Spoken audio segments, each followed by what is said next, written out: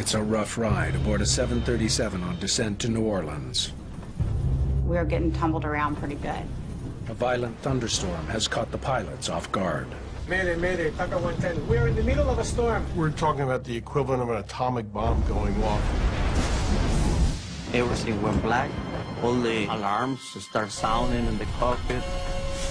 We lost an engine. Both engines. With no thrust, the plane won't get far. I don't think I will make it. I don't have any power in the engines. 38 passengers suddenly face a terrifying prospect. They will crash in minutes. Look! That's where we're going to go in? You got it, my friend. Unless the crew of TACA Flight 110 can perform one of the greatest feats in the history of commercial aviation. All right. Mayday.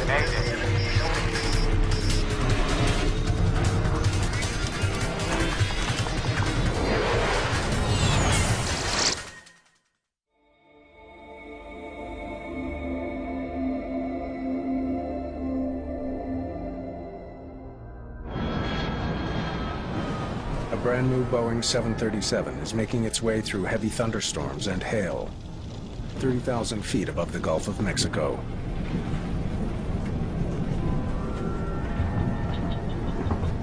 Vamos a tener mal tiempo por un buen rato. TACA Airlines is a small family-owned operation based in El Salvador. TACA Flight 110 left Belize City less than 2 hours ago, bound for New Orleans. Among the 38 passengers, Gracias. no one is more eager to arrive in the U.S. than Lee Burmeister. I'd been down to Costa Rica for about a month, and my appendix ruptured and had surgery in a small little village. It was a scary time. I was really ready to get home. The heavy weather the crew is now coping with is a big change from earlier in the flight. Yo recuerdo que era un día. I remember that it was a very sunny day when we left Belize. Everything was going well. Todo iba bien. It was just like that. It was pretty, and then all of a sudden it was the blackest sky I've ever seen in the afternoon. They're flying over the Gulf of Mexico in May. At this time of year, the weather is unpredictable. Violent storms can form in a matter of minutes. Thunderstorms have all types of hazards in them, from the heavy rain, hail, lightning, microburst, wind shear, severe icing. We're talking about the equivalent of an atomic bomb going off. A tremendous amount of energy. To avoid dangerous storms, the crew tracks the weather with onboard radar. But the technology has limitations. Airborne weather radar typically operates in an X band, which is a certain wavelength and has limited power. As a matter of fact, hail is not picked up on airborne radar. So we will sometimes get hail blowing off a storm, and yet it'll only show up as green or yellow in front of us on the weather radar, not as the heart of a red thunderstorm. And unfortunately, this is one of the reasons we have to try to stay as far away from thunderstorms as we can. Captain Carlos Dardano was born to fly. At just 29, he's the third generation in a family of pilots. Anti-ice on. Since I was a little child, I remember that I was dreaming on being a pilot and being around airplanes all the time. Captain Dardano has had to overcome tremendous obstacles to earn his wings. 6 years earlier, in 1982, he was flying for a small general aviation company. I was doing a little air taxi business around the country. El Salvador was consumed by a civil war, and Dardano found himself caught in the crossfire. At a little grass runway airport, I was shot by guerrillas in the face. Badly wounded, he managed to fly his passengers to safety. We just take off, and I stayed really low between trees, and I flew 20 minutes back to the main airport. The brush with death cost him his left eye. I was shot over here. The bullet went through, But Dardanot did not give up on his dream. Despite his impaired vision, he went on to become a certified commercial pilot. TACA 110 runway 28, final approach course, continue inbound. Descend at pilot's discretion, maintain 4,000. Thank you, sir. TACA 110, 4,000. First Officer Dionisio Lopez has more than 12,000 flight hours. He and Dardanot have flown together many times. Captain Arturo Sole is a flight instructor with TACA Airlines. He's on board today to observe the performance of this new plane. The 737-300 series. The jet was delivered to TACA Airlines just 2 weeks ago. This hell is going to scratch the paint. We were really worried about the paint coming off the airplane because this is a brand new airplane in the company. The 300 is the latest in the world's most successful line of twin-engine passenger jets. It's more aerodynamic than its predecessor. It also features a new state-of-the-art engine design. When you pick up a new jetliner worth millions and millions and fly it home with a brand new paint job and everything is nice and new, it's not just a thrill for the crew, it's a thrill for the airline too, especially a smaller one like TACA. This was a big, big deal. 50 kilometers from the New Orleans airport, the plane begins its final descent. It feels like you hit a wall. There was severe turbulence in the cockpit with a lot of noise, with ice hitting the airplane. Por favor, permanezca sentado con el cinturón de seguridad puesto. It was awful. Lots of lightning, and the plane was having a pretty rough trip. We were getting tumbled around pretty good.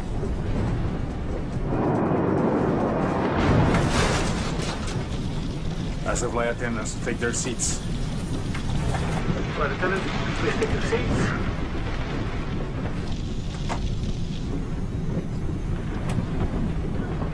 Suddenly, less than 17,000 feet from the ground, the flight becomes all the more terrifying. Entonces eso, para mí... It was very strange because it had never happened to me before. The lights had never gone off during turbulence. En medio de una turbulencia se fueran las luces. Everything went black. All the alarms start sounding in the cockpit. All the instruments went out. So I hit the throttles a couple of times, trying to just go to basics, control the airplane. We lost power on the engines. Then I find out that we didn't have any power. I've got nothing. The plane has enough speed to glide, but not for long. It will rapidly lose altitude as it does. No power also means no electricity for all the onboard systems. In the New Orleans control tower, Flight 110 disappears from radar. TACA 110, approach, say altitude. TACA 110, this is New Orleans approach control. How do you hear? Without power, communication with the plane is now impossible.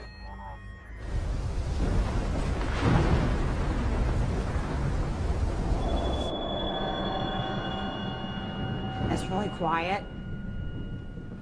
There aren't any engine sounds. There aren't any lights.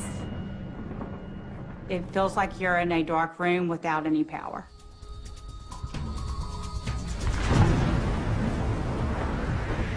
In less than a minute, the 737 drops almost 1,000 feet.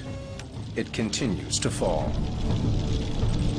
We are dropping at 1,500 feet per minute. And without power, there was no way to restart the engines. Well, we knew we didn't have much time to try to find out where to land or what kind of emergency landing we're going to have, or that we're going to have the engine started again. The altimeter and attitude indicator have backup battery power. Nothing else is working. The DFU started.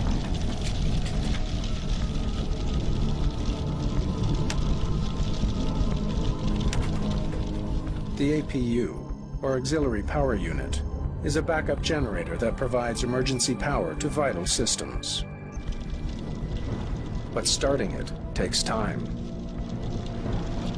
And with each passing second, TACA Flight 110 falls closer and closer to the water below.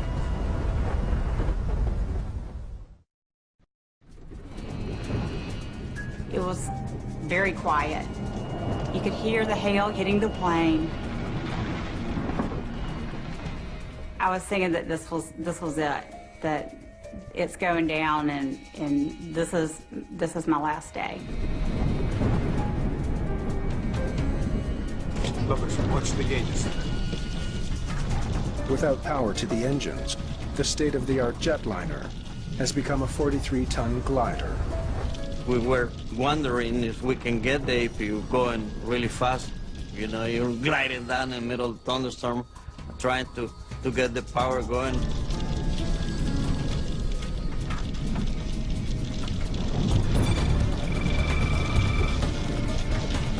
The fuse up and running. Y cuando regresaron las luces, When the lights came back on, I was relieved. I thought it was something temporary. No big deal. sucedió, pero que no va a pasar para más. The APU is now providing emergency power to the plane systems.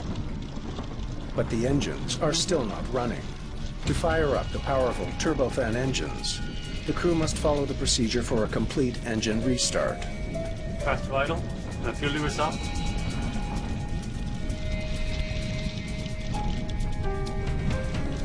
The APU can generate the power to restart the engines, but it takes time. It takes like 30 seconds or so, but it feels like all your life.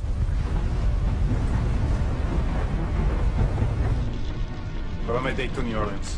Get us out of this storm and onto our runway. Mayday, Mayday, TACA 110. We're in the middle of the storm, sir. We need vectors to the runway now, sir. We lost an engine. Both engines. Both engines, sir. Both engines. Understand both engines, TACA 110, roger. The controller knows he needs to get the plane on the ground as soon as possible, even if that means sending it to another airport. TACA 110, roger. Turn left heading 280. Vectors to Navy calendar runway 22. Flight 110 is still 32 kilometers from New Orleans. The stricken plane has a better chance of landing at a U.S. naval base 27 kilometers away. But the plane will not make it to any airport unless they get their engines started. 9:30, hit it.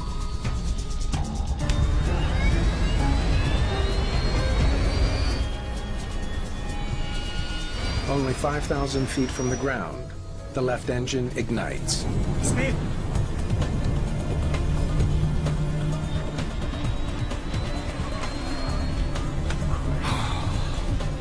Okay. Good job. Start working on the other one.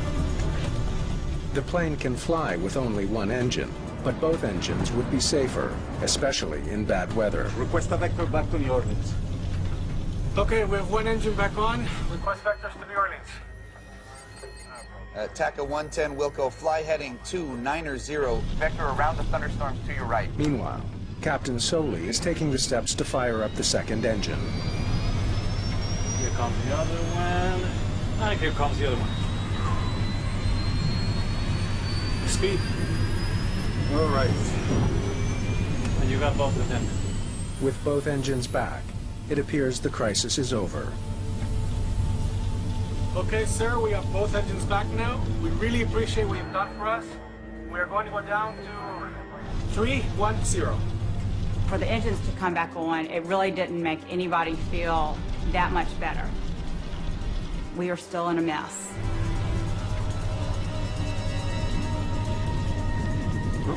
I'm feeling the power. Where don't I feel the power? Something's wrong. The engines appear to be running, but they're not providing any thrust. Sucker's not started.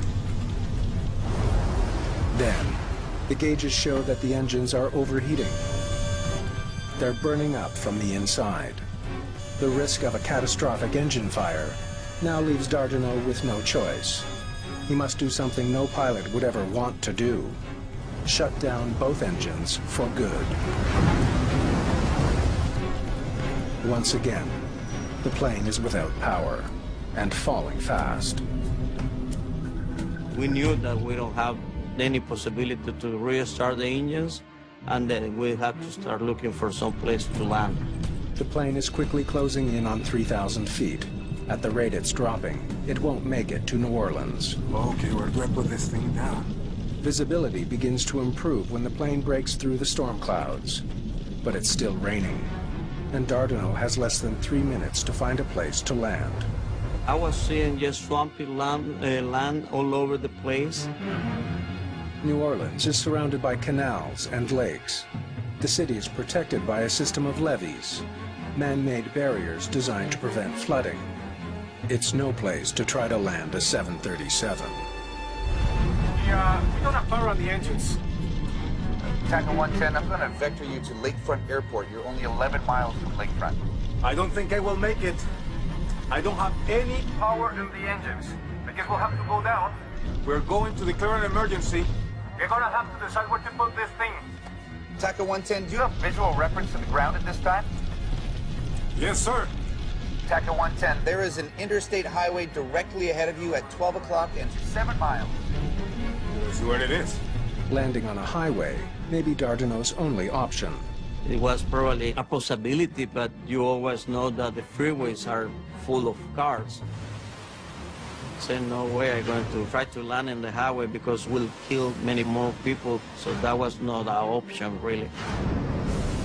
11 years earlier, a Southern Airways flight facing a similar emergency was forced to land on a highway in Georgia. The crash landing killed 9 people on the ground and 63 people on board the plane. I don't think we're going to be able to make it there. You're 6 miles away from Lakefront Airport. Can you make it there? No, sir. We're at 2,000 feet and losing altitude. The crew only has one option left. I guess I'm going to have to make a ditching here, sir. They must take their chances and put the plane down in the water. TACA 110, roger. Whatever you need to do, sir. And that was about the last communication with the tower. Then we were like 1,500 feet when that was going on. This is New Orleans Tower. We have an inbound 737 probable ditching. 45 souls on board. The Coast Guard is immediately deployed. The crew of TACA Flight 110 plans to put the plane down in the canal directly ahead of them. Okay. There. Put it down, Sophie.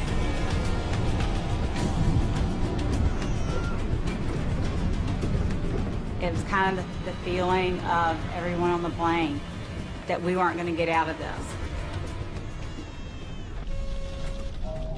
The 737 can only stay in the air for another minute. As Dardanel looks for a safe stretch of canal to drop the plane in, another option appears. Look at that one over there. And then Lopez saw the levee parallel to the canal that we were making the approach on. Should we put it down on the grass? Yes, boss. The levee is much shorter and narrower than a runway, but it looks safer than the water. That's where we're going to go in? You got it, my friend. They will have to act fast to get there. Prepare the cabin. You don't even have time to think about being scared. So I can't say I was scared. We had to start preparing the cabin. Empezar a trabajar en la cabina. La cabeza entre las rodillas y agarren los tobillos. I had to assume crash position, and it was really difficult for me because I had just had surgery, and I had stitches going up the middle of my stomach. Stitches. Operation. Passengers only have seconds to prepare. Los pasajeros se tenían que quitar los zapatos, se tenían que... The passengers had to take off their shoes, their jewelry. They had to put their shoes under the seat in front of them. So we went through the whole emergency checklist. Teníamos que trabajar. Air traffic control can no longer pick up the low-flying 737 on radar. The controller asks other planes to look for it. 6 to Kilo Alpha. If you could check your east just slightly to the south 3 to 4 miles. We lost an aircraft down there, 737. If you could let me know what you see. Roger. Kilo Alpha to 6. I'll see what I can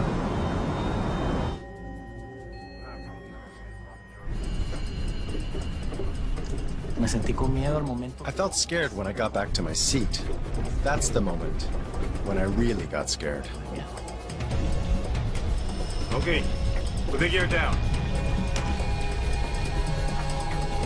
All right. But Captain Dardano is still flying towards the water. Well, the levee was parallel to my right. To have any hope of landing on the levee, he needs to make a sudden and dramatic course correction. That requires a risky maneuver known as a side slip. So we just had to do a little bit side slip to get into position to make a perfect landing. It's a move meant for small planes and gliders, not a 43-ton Boeing 737. But it's a risk he has to take. Agarrate, papá. I prayed. I was in disbelief that this was happening. Only 700 feet separate the plane from the ground. Without engines, the pilots have no thrust reversers to slow the plane when it touches down. Dardano has an additional challenge. With only one eye, he's unable to gauge depth as he speeds towards the narrow, rain-soaked strip of grass. Oh, God. Oh, God. I was prepared for the plane to blow up and explode. I was prepared for a tragic event and mentally had said goodbye to my family. There's a high cement wall in front of the levee and a steep embankment on the left. There may not be enough room to land. I see it.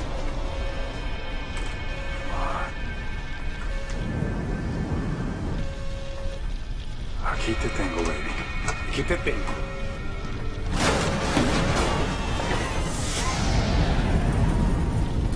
We touched down with one wheel and the other one.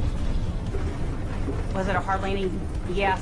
If the seatbelt snapped, we would have flown through the plane, for sure.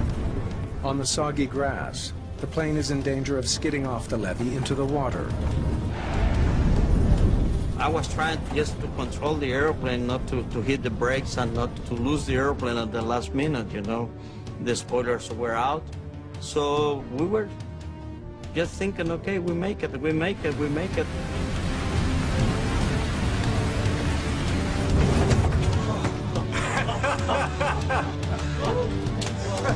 Very good.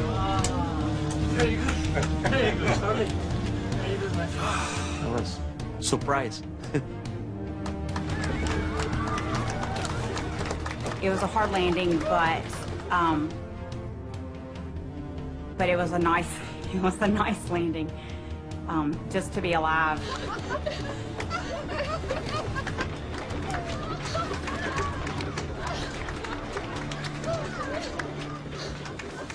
El aterrizaje fue espectacular. El avión. The landing was spectacular.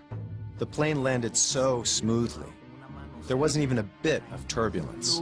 No hubo ninguna ni media turbulencia. A perfect landing. Perfecto. And that was, I think, the most beautiful landing that I ever made.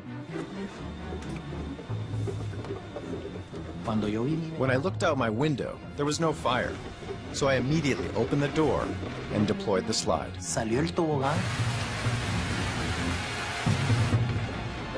Rápido, por la salida más cercana.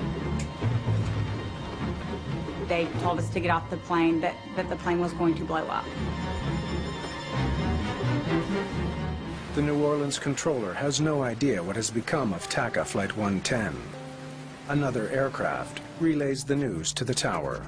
Kilo Alpha to 6. Everything looks okay. Looks like you did a pretty good job. They made it. You're not going to believe where they are.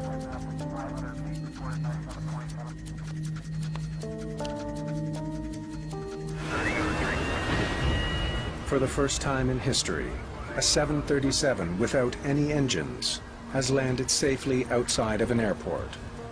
Now, investigators must find out why the sophisticated engines on a brand new jetliner failed in mid-flight. Pilots call this a dead stick landing, a landing with no engines. As it turns out, TACA 110 has landed on NASA property. This is the Michoud facility, where they manufacture parts for the space shuttle. The evacuation was quick. We got out of the plane quickly. We slid down the chutes. I got to the top of the levee, and there were some nurses that were on the plane. And they looked at my stitches and everything. No major injuries, just one person that had an operation, but she's okay. Where were you headed? To New Orleans. And soon after, an ambulance came, put me on a stretcher, and took me to the hospital. You have to thank God. That's right. Yes. And also our captain, because he kept me calm.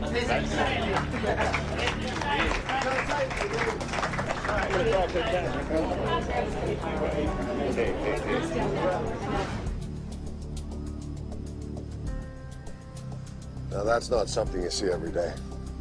Within hours of the emergency, investigators arrive and begin examining the damaged plane.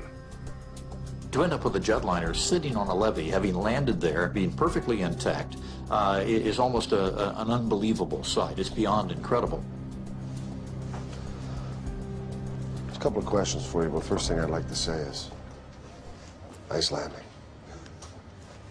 So, tell me, when did the engine trouble start? Investigators meet with the crew right away. They want to know exactly what was happening when the engines flamed out. We were descending through 16.5 when both our engines flamed out at the same time. That both of them coming apart at the same time is an infinitesimal possibility. This plane was powered by one of the most advanced and widely used jet engines on Earth, the CFM56. It powers not only the Boeing 737, but Airbus and military planes as well. The CFM56 is just a marvel of current engineering and aeronautically. There are thousands and thousands of them out there, and they almost never ever fail. But 2 CFM56s had failed on this one plane alone. Investigators desperately need to know why. I haven't flown through too many storms that intense. They turn their attention to the weather conditions. It's considered a very rare occurrence for engines to have flamed out in flight. And therefore, the concentration was on what possibility would cause this. Is there an environmental effect, since they were flying through rain and hail? Tell me about the storm. The winds were fierce. There was so much rain and hail, we could barely see out the window. Dents in the fuselage reveal that the plane was struck by hail, almost an inch in diameter. If the hail was strong enough to damage the exterior of the plane, investigators wonder if it crippled the engines as well. A turbofan engine is made up of a system of fans and blades. A large fan brings air into the engine. A series of blades compresses the incoming air, which mixes with fuel to ignite, spinning the turbines deep inside the engine. The first thing you look for is to find the parts and then look in the front and the back of the engine to determine if there's damage that might explain something has gone in the engine or something has broken inside the engine. To peer inside the engine, they use a borescope. This is where you put the little TV camera on the end of a scope of some sort. You can look in the internal hot section of the engine and see what they could see. No hail damage to the compressor that I can see. Keep going deeper. Let's see what's at the center. But the turbines deep inside the engine are charred. Look at this. Turbines are almost completely melted. When the engine overheats, if the overheat is allowed to occur long enough, then it will cause melting of the turbine blades. So when did you get the temperature warning? The engines started to overheat right after we started them. And the damage to the turbine, which is the melting of the blades, means that you can no longer produce thrust out of that engine. The charred turbines do not explain why the engine stopped working in the first place. For some reason, Flight 110's engines had quit, restarted, and only then burned up.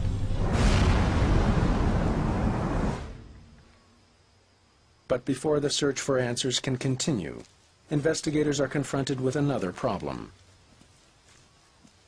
The plane is starting to sink.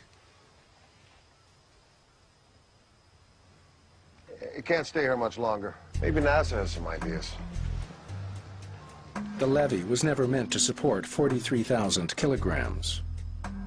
A jetliner has an awful lot of weight on a very small footprint. You leave a plane there for 2 or 3 days, you may have it mired up to its hubcaps. There was barely enough room to land the plane on the levee. Getting the plane off of it could be even more challenging. You've got really 3 ways to get this airplane out of there. One is to fly it out, secondly to disassemble it, or third, put it on a barge. But it's not as easy as it sounds. Disassembling the plane could cause more damage. You think we can fly it off? The decision is made. They'll attempt to take off and fly the plane to New Orleans. The very first problem in getting the airplane ready to fly was getting the engines to the point of reliability, which meant they had to replace the right engine. It was just cooked. It was too far gone. The left engine was probably going to need to be overhauled, but they could fly it out with that. After replacing the right engine, they bring in test pilots to get the plane off the ground and to the airport, 24 kilometers away in New Orleans. It's a good, safe operation that we're doing here today. We can accelerate up to virtually to takeoff speed, and then if we decided to stop, why, we could stop the airplane.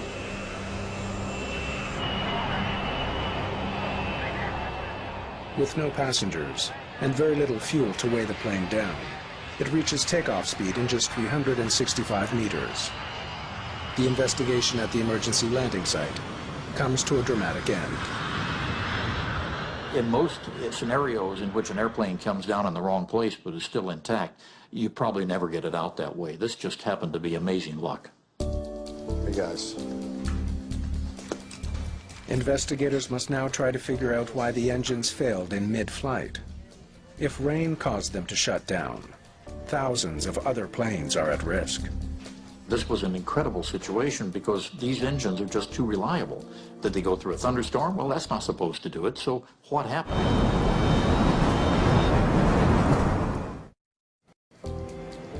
The CFM56 engines are designed to withstand a heavy rainstorm. Most water is diverted away from the core while in flight. Whatever makes it inside should evaporate or drain from the engine. The engines were sent back to the GE test facility in Ohio, where they have the test facilities that can recreate water ingestion testing. If some hidden design flaw caused the engines to fail, investigators need to find it. They hope water ingestion testing can provide some answers.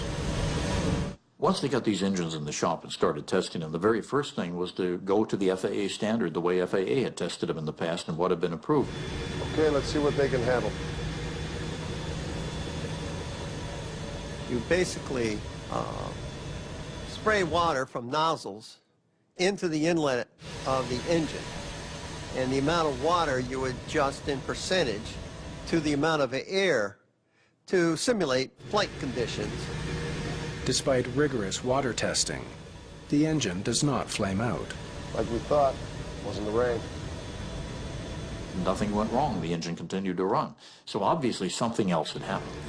So they needed to examine this in much more detail. Was there something more severe about the weather? We lost an engine. Both engines. Both engines, sir. Investigators study all available data on the storm that somehow brought down TACA Flight 110. That was more than a thunderstorm, it was a hailstorm.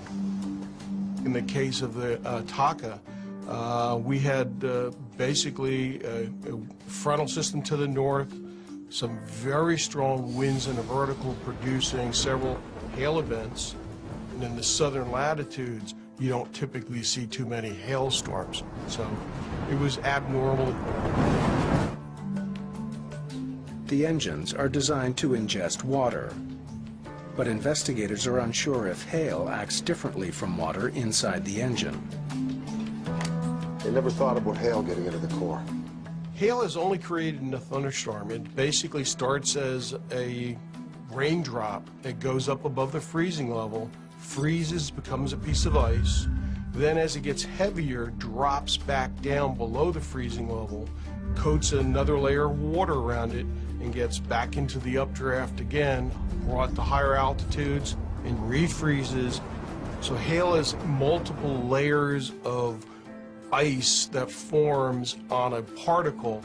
Investigators learned that the engines were designed to withstand the impact from hailstones of a certain size. The FAA standards called for a mixture of hail sizes of 1-inch and 2-inch diameter balls.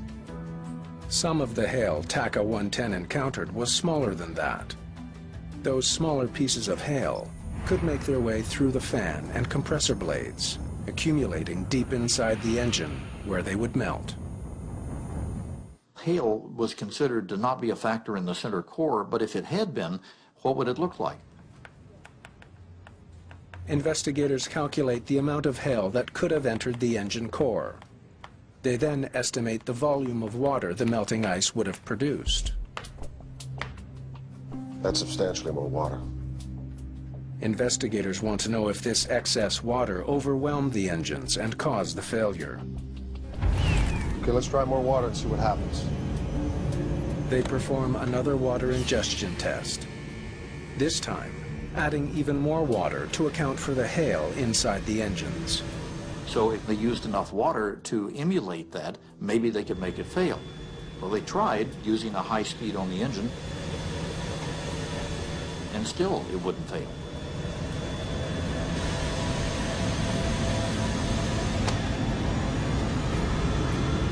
Okay, what are we missing?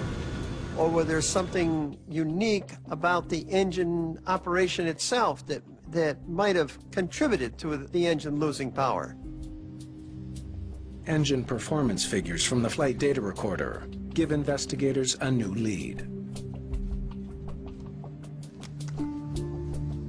Just before the flame-out, engine power is down to 35%. TACA 110 runway 28, final approach course, continue inbound, descendant power suppression, maintain 4,000. Thank you, sir. TACA 410, 4,000. They just started their descent.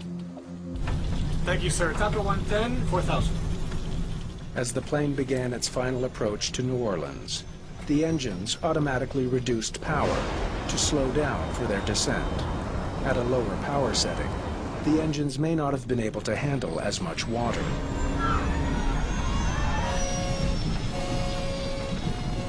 We've been testing everything in accordance with the normal FAA methodologies at high speed on the engines, but these guys were indecent to New Orleans. They repeat the test, this time with less power to the engines. So we want to see what happens when we add the same amount of water, but with the engines powered down to 35%, okay?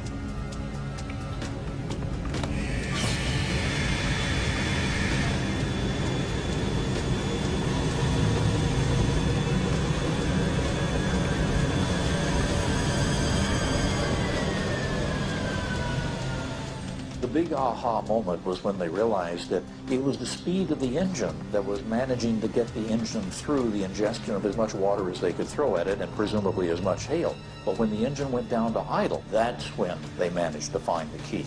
That's when the engine couldn't handle it. Well, now we know what happened. Bad timing. And that test gave a completely different result. Investigators have discovered why the engines flamed out. At the lower speeds, the hail having a significant velocity and momentum can actually see an opening between the fan blades. And it's able to get through the fan blades and directly into the core. The engines filled with hail and water and flamed out. For investigators, only one mystery remains. Don't feel any power. What went wrong after the TACA crew restarted their engines? The sucker's not started. Why did they overheat and fail?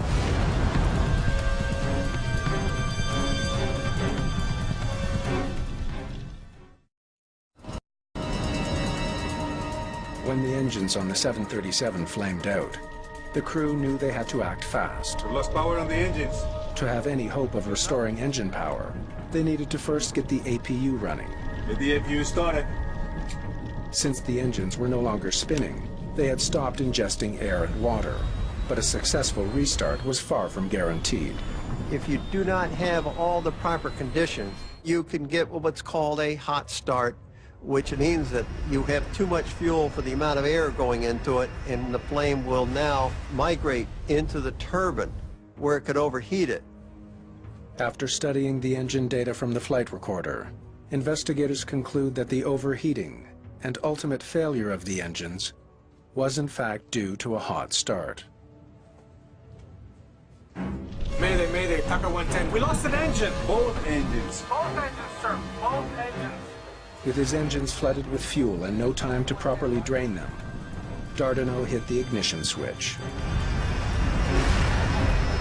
If they didn't get all the timing correctly, then this is what's going to happen. You're going to get a hot start. I can't be critical of a pilot in that condition. That aircraft is coming down. Rain and hail from an intense storm crippled a modern passenger jet and nearly led to disaster.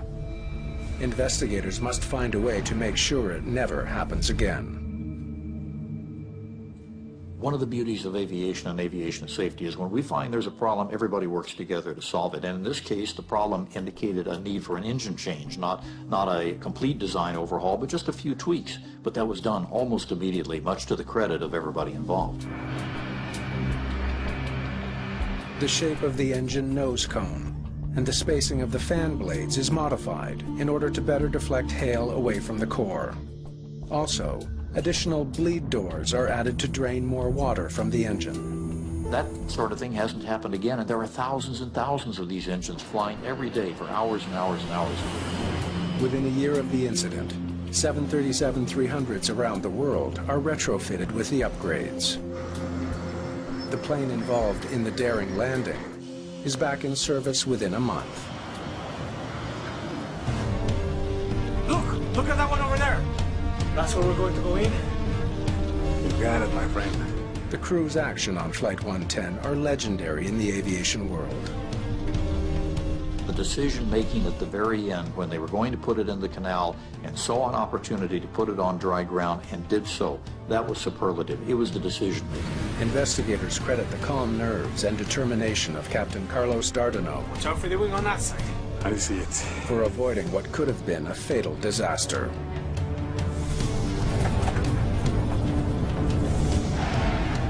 Captain Dardano is dubbed a hero in the media. Passengers that day were overjoyed. Dardano and his crew kept the calm, and because of that, 45 people who rode that plane are alive today.